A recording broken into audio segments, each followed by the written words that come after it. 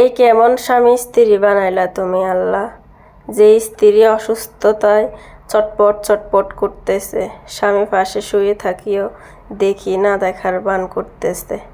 আজব দুনিয়া। স্বামী অসুস্থ হলে আমরা স্ত্রীরা না পারি কি করলে সুস্থ হবে, মাথায় পানি দিয়ে শরবত গুলি দিতেছি, তেঁতুল গুলি দিতেছি, ওষুধ খাওয়াইতেছি, ডাক্তারের কাছে নিতেছি, যেভাবে পারতেছি এভাবে সেবা করি, একদিনের মাথায় সুস্থ করি তোলার জন্য চেষ্টা করি। আর আমরা যখন অসুস্থ হই স্বামীদের মনে হয় মাথার অনেক ফোঁজা হয়ে যায়। কেন আল্লাহ এরকম স্বামী স্ত্রী কেন বানাইছো তুমি? সব স্বামী স্ত্রী এক না, কিছু কিছু স্বামী স্ত্রী আছে এরকম, তাই ভিডিওটা বানাইতেছি আমি আজকে। কিছু কিছু স্বামী দেখবেন যখন স্ত্রী অসুস্থ হয় এক হাড়ে এক ফাঁসে শুয়ে থাকে, বাট স্ত্রী ছটফট করতেছে, অসুস্থতার কারণে চিল্লাইতেছে, আমার বাঁচাও, আমার একটু পানি খাওয়াও, আমার একটু মাথার চুলগুলা টানি দাও, আমার ডাক্তারের কাছে নাও, আমার অনেক কষ্ট হয়েছে, আমার একটু জড়াই ধরো, আমার অনেক ঠান্ডা লাগতেছে, আমার 2-3টা কম্বল দিব, চাবি ধরো, আমার অনেক জ্বর উঠছে, অনেক অনেক কষ্ট লাগে। কিন্তু পাশে থাকা স্বামীটা একটুও শুনিও না, শোনার বান করতেছে। এই কেমন জীবন মেয়েদের, এই কেমন স্বামী স্ত্রী বানাইলা তুমি আল্লাহ। হ্যাঁ, যখন একটা মেয়ের সাথে এগুলা হয়, তার হাজব্যান্ড এগুলা করে, তখন অসুস্থতার চেয়েও বেশি এই জিনিসটা কষ্ট লাগে। অসুস্থ তখন ওই মেয়েটা কান্না করতে করতে আর আল্লাহর কাছে বলে, আল্লাহ এই কেমন জীবন দিলা তুমি। কিন্তু ওই হাজব্যান্ডের উপরে অনেক অভিশাপ ফুটতেছে যখন স্ত্রী চোখের পানিগুলা ফুটতেছে, কিন্তু স্ত্রী কখনো মন থেকে স্বামীরে অভিশাপ দেয় না। কিন্তু বাট এই চোখের পানিগুলা কষ্ট, যন্ত্রণা, কা করতেছে, ঠান্ডা, কিন্তু স্বামী মোবাইল টিপতেছে ওই পাশে শুয়ে, শুনিও না, শোনার বান করতেছে। আমার একটা জিনিস খাইতে মন চাইতেছে, ফট করে ওটি বলতেছে তোর খাইতে মন চাইতেছে, আমি কি করবো, এগুলা বলে। দেখবেন কিছু কিছু হাজব্যান্ড আছে, তখন মনে হয় যে আল্লাহ এই জীবন কেন রাখছো আমাদের সাথে, সাথে মরণ করো, আমরা আল্লাহর কাছে বলি। তো এ হচ্ছে আমার ভিডিও বানাইতেছি। কিছু কিছু আফুদের জীবনে এরকম হয়, স্বামীরা এরকম করে।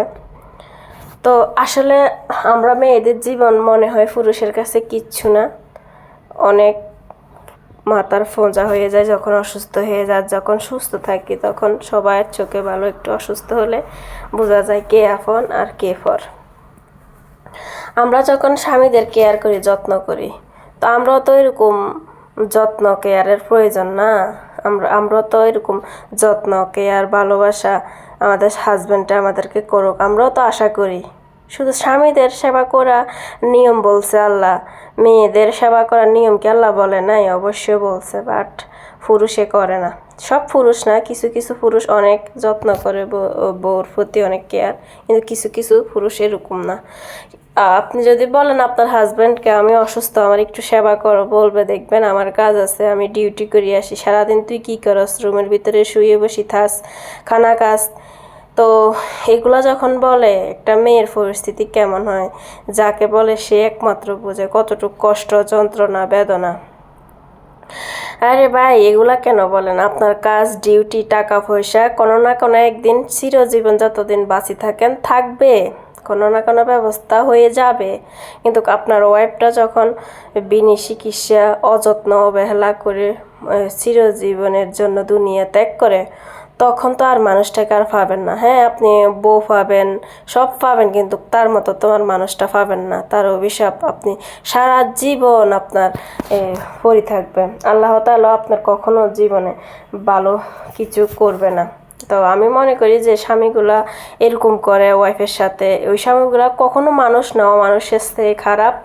এগুলা দেখবেন একটা শত্রুর কাছে যদি আপনি একটু ফানি খোঁজেন, একটু সেবা চান, আমার মনে হয় করবে, কিন্তু ওই স্বামীগুলা করে না। তার মানে এগুলো অমানুষের থেকে খারাপ। বাস্তবে এই মানুষগুলা খারাপ, এগুলো অনেক খারাপ, অনেক।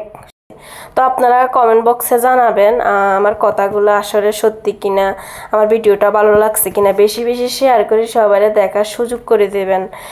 আমরা দুনিয়াতে আমাদের গ্রাম অঞ্চলে আমাদের বাড়িতে ঘরে ঘরে কেন মেয়েরা এরকম অবহেলা ও যত্ন পাইতেছে।